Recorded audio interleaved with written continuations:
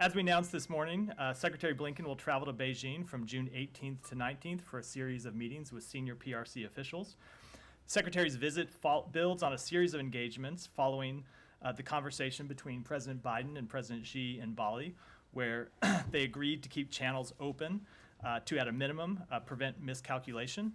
And it follows the work we've done since the outset of this administration to strengthen America's ability to outcompete China, including historic investments at home and alignment with allies and partners abroad. Work that will continue. Intense competition requires intense and tough diplomacy to ensure that competition does not veer into confrontation or conflict, and that's what we intend for this visit. We have 3 objectives for the visit. First, the Secretary wants to establish communication channels that are open and empowered to discuss important challenges, address misperceptions, and prevent miscalculation, to manage competition between our 2 countries. Second, as he always does, he will stand up and speak out for our values and our interests. He will raise clearly and candidly our concerns on a range of issues, and he will also discuss a host of regional and global matters. Third, he is committed to exploring potential cooperation on transnational challenges when it is in our interest, in areas such as climate and global macroeconomic stability. We also hope to discuss ways to increase exchanges between the American and Chinese people.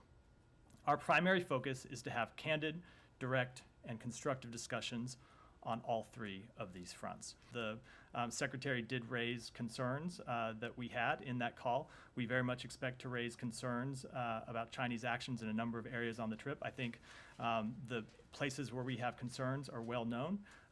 Fentanyl, cross-strait issues, their alignment with Russia in its war in Ukraine, which I just spoke to, and a host of other issues. Obviously, we have a competitive relationship with China. We have a number of areas with which we disagree, but it's important as 2 of the world's great powers that we have the ability to directly communicate with each other so that competition doesn't veer into conflict. And so we look at this trip as a way to establish those channels of communication and hopefully build on the channels that we establish for future meetings, future trips from American officials to China, and potentially future trips from Chinese officials to the United States. We'll have announcements about who he will be meeting with and when over the next few days.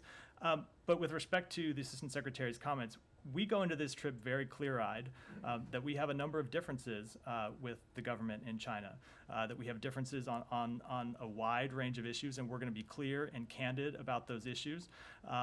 It doesn't mean we will have any breakthroughs on them on this trip, but the reason we start these conversations is because we believe that, for example, the movement of precursor chemicals for fentanyl out of China to other countries is an important issue that we need to address and that we want to see them take action on. It's important that we raise it directly, and if we don't accomplish an exact breakthrough on this trip, that we make progress to addressing the issue down the road.